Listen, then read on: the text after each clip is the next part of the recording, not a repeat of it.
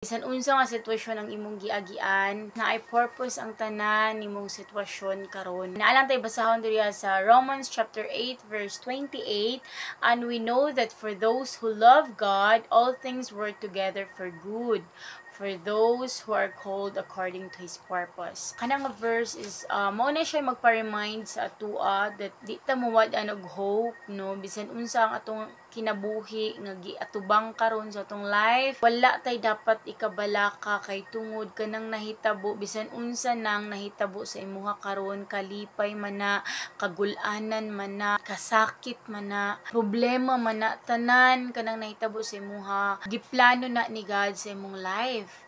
Yes, naa siya'y plano anang tanan, naa siya'y purpose ana. Kana gani moagi ka sa mga pagsubok ba, pagsulay sa kinabuhi nga mura gani kag mahadlok. Gusto ni God nga mo-overcome nimo ang imong fear. Kanang dili nimo